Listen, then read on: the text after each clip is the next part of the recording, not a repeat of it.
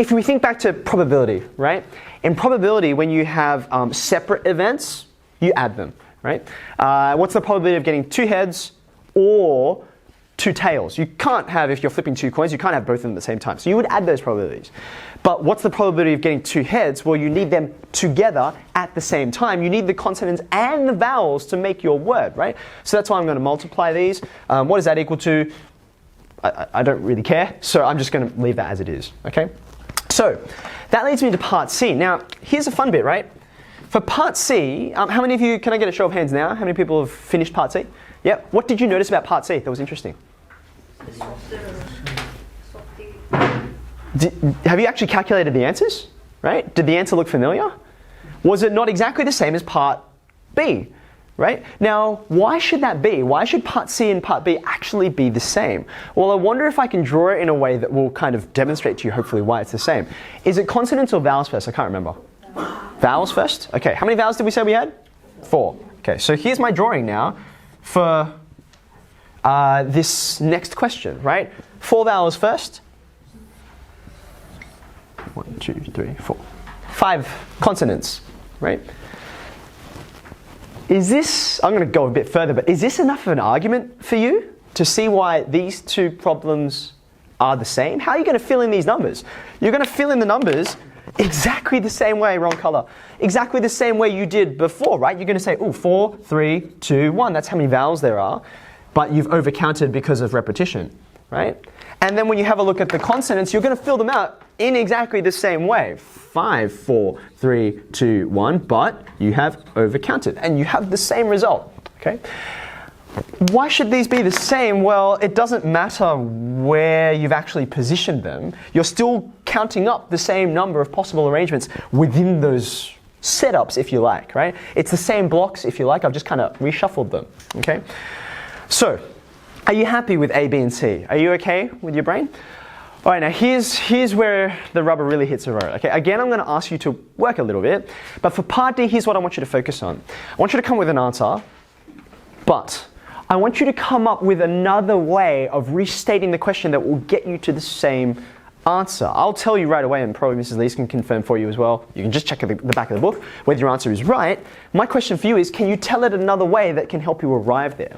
I have 3 ways. I'm going to show them all to you by the end. Hopefully by the time you guys have gone through, maybe I'll have 4 or 5. I'd be really keen to see if someone can come up with a new way to retell it that gives you a different expression like this, but we'll end up at the same answer at the end, because it's the same number of ways, okay? So I'm going to set you all loose again on part D. Just focus on this one. Even if you haven't done A, B, or C, let's all work on D together. And the important thing is not the number. It's how you tell what's happening, how I explained where these boxes come from, and why I put them there, and why I'm dividing, okay? So part D, focus on that. I'll give you about 3 or 4 minutes to have a go at that. Let's tie some threads together. I promised I was going to show you 3 ways of doing this question. So far, and don't feel bad because I've been doing this question for years. I haven't seen a new way today, but that's okay. That's all right. We can keep working at it. So here's what I'm going to do, and I sort of gave you a clue at the beginning. Oh, I forgot to ask something.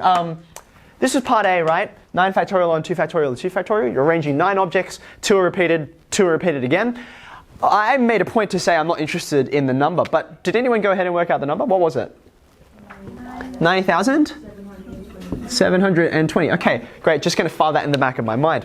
Now, the first way that I thought I would do this is, hopefully you remember both from probability and all your previous arrangement stuff, that an important and useful strategy is, if you are given conditions, sort out the conditions first, and then have a look at all of the other free stuff afterwards, okay? So what I can do is say, well, I'm interested in the letter D and the letter N, okay?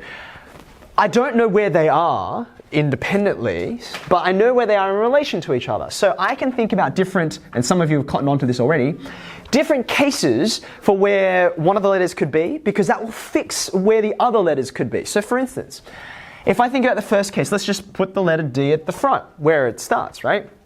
At this particular moment, where can I place the N? Because the N and the D are related to each other. How many places are there to place the N at the moment?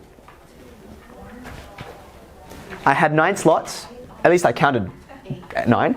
I have taken one of them out. I have 8 slots for the letter N. 8 slots for the letter N. right? And then I have to place all the rest of the letters, yes? How many are the rest of the letters? 7 factorial. Do I care where they are in relation to each other? No, they can be anywhere we like, right? And then of course there's some repetition that we already know about from the earlier questions. You happy with that? Okay, so there's a case, but of course the letter D may not be in position 1. It may be in another position, right? So if I put it in position 2, again I'm going to think about, that's my first condition, my second condition is the letter N. I'm going to ask you again, how many places can the letter N go in this, this configuration? Can the letter N go here? No, it can't. It has to be on the right. It can't be where the letter D already is. So there are 7 spots remaining. 7 spots for where the letter N can go. Okay. Now let me, for example, let's place it somewhere. Let's place it here. It could be there. That's one of those 7 spots. Now how many spots are left to fill up? Out of how many free slots are there left? There are 7, and I have to fill them all, right? So I'm going to multiply by 7 factorial again, and I still have that repetition to take care of. Okay, I'm going to do this one more, and then hopefully that establishes the pattern. I've looked at the case for D being first and second. I'm going to go third. Let me ask one more time. How many places can the letter N go at the moment? There are 6 spots, right? In fact, I could put all of them in, right? 1, 2, 3, 4, 5, 6 different positions, right? So I'm placing a single object, it has 6 choices, but then, as in all the other ones, I still have those remaining 7 letters to place. Are you okay with that? So I'm going to multiply by 7 factorial, and then I'm going to take care of the repetition. Have we established a pattern? We established a pattern. Every time you've got to take care of the repetition. Every time you have to place the other 7 letters in some places that you don't care. And then there's the D and the N, which was sorted out by these cases, right? So if I add all of these up, what can I factorize out? What's in common between all of them? The 7 factorial is in common because you've got to place 7 of those letters and you don't care where they are. The 2 factorial is also in common because you always have this repetition that you've got to look out for. But then what I multiply by, I now have to add all of these. Why am I adding this to this to this and not multiplying? Cases. It's cases, yes. Why do we add cases and not multiply them? Right, it's that same idea before, right? Like Nadine said, previously we had simultaneous things, like you need the consonants and the vowels. But here it's like you can't have the letter D in the first place and the second place. These are mutually exclusive. Do you agree? So that's why I'm adding them, not multiplying them. So here comes the first case, and then the second case, and then the etc., all the way down to the last case. Does that make sense? Now, I think if we do this, if my memory serves, we should get 45,360. Did we get that? Calculator confirms? Okay, wonderful, okay. There's a way to tell it. And probably you're okay with that. I'm okay with that. That's not a bad solution. We got the correct answer out the bottom. But I'm not satisfied, okay? Because if I do this the first time, how can I convince myself that that is true, right? Well, I want another way to get to the same answer, okay?